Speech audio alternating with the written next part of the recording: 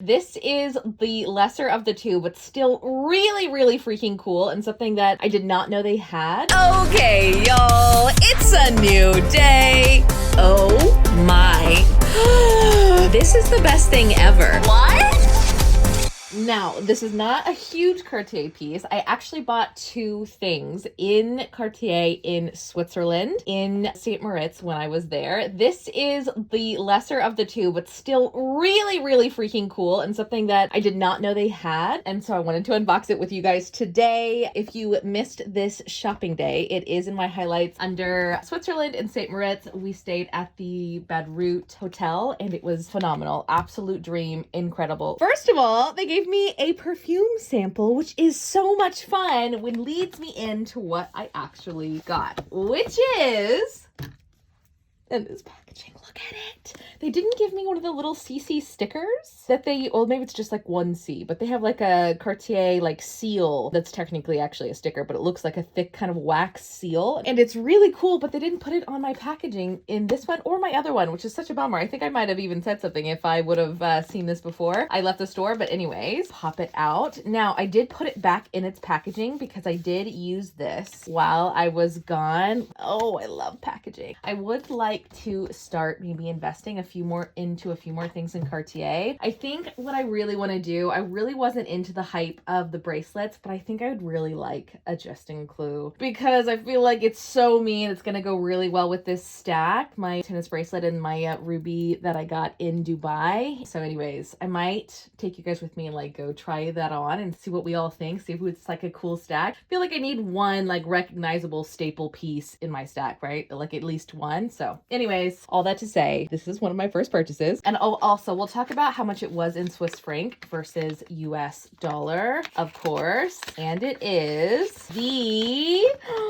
Cartier exclusive boutique house perfume. Now, I did not realize Cartier had a house perfume. If you don't know, a lot of brands have like two completely separate brands under their perfume house, and Cartier is also one of them. Chanel also does this. For instance, you can buy Cartier perfume and Chanel perfume in places like Sephora, right? But you cannot buy their exclusive house perfume in those places. They do not sell the rights to anybody else to sell their exclusive boutique line except them inside of their boutiques. So it's a little bit more exclusive. Most of the time it's more expensive and, you know, it's just kind of a luxury thing that you can get in a brand. The perfume in Chanel is usually like much bigger, like it's a bigger size perfume. And yeah, so anyways, it's just kind of like it has a special bottle, all of that stuff. And I did not realize that Cartier had an exclusive house perfume until I walked into the boutique and saw it on display in St. Moritz. And I guess I just missed it in all the other Cartiers I've ever been into, but I was so surprised because I am such a perfume buff. If you guys don't know this about me already, I am a massive perfume buff. I love perfume. I love buying perfume. I have way too much perfume. We really have to do like a perfume collection video at one point. I'll probably save that for the YouTube because like it's a lot, guys. I love it. I'm like have the weirdest nose. I can instantly smell what kind of perfume somebody else has on, like walked by me on the street and tell you like exactly what brand and when I smelled it. I don't know why. It's like my weird superpower, but for some reason I have like a really distinct nose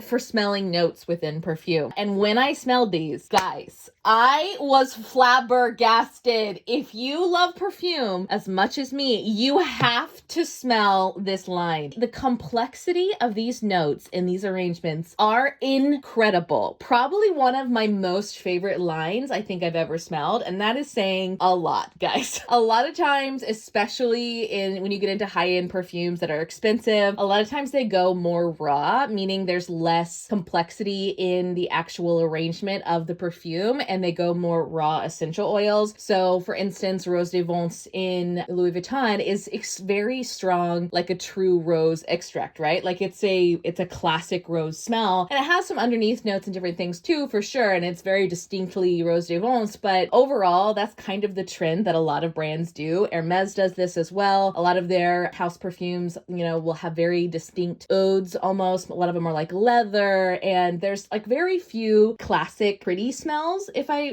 like could say that. A lot of them are kind of smells that are very distinct, almost like, what Chanel No. 5 did originally with having like an extremely pure jasmine scent, which is what is like the main scent in Chanel No. 5. But of course, if you have the same note like jasmine along with a lot of other, notes and essences to go along with it, then you can turn jasmine into a completely different smell. So it's actually quite interesting and fascinating when you really get into like a pure essence and a pure essential oil will smell like versus what it is, put together with other things or in lesser quantity, all the things. So anyways, these are very easy to love, and I absolutely applaud that. There's a lot of fragrances, like Tom Ford does this, for instance, where they're intense and they're distinct and they kind of get their notoriety off of how intense they are and how different they are. And, when it comes to like actual wearability, you want someone to hug you and go, wow, you smell so good.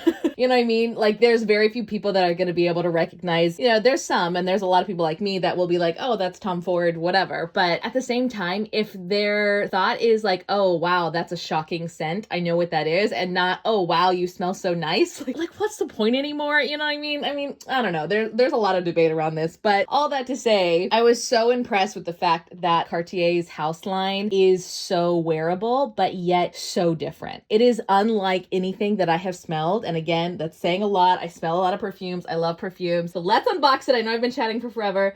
Look at the fun packaging. Look at it. Oh, I love it so much. Okay, this is what I bought. And I know it's like Convoitee, I think is how you pronounce it in French. And then L'heure Convoitee, something like that. I'm sure I like just totally butchered that. All the French people that follow me are cringing in their phones right now. But this is, oh my gosh, so incredible. I need to look up the notes again because I can't even recognize them off the top. Guys, I always recognize notes off the top. So the fact that I can't pinpoint this, like, should speak to how cool it is. Like, it is nice. Like, it smells amazing, but it is not your typical, honeysuckle and yangling and, jasmine mix or whatever, or like orange blossom into whatever, you know what I mean? Like, it's sophisticated and it's nice. And it's just, I cannot say enough things. I had such a hard time picking out which one I wanted. So this was my scent for Switzerland. I know I've said this a few times, but for any new people, I buy a scent every time I go to a new country because I love spraying it as many times as I can throughout that trip. And then when you come back home and you smell it, it instantly takes you back to the trip. It is such a cool, like, memory kind of trick, cool little hack. And it's so fun. I really love doing that. I mean, years to come, it will remind you of a place. It's really actually interesting how your mind works, your brain works. And so this was my Switzerland scent, and I ended up wearing this a lot,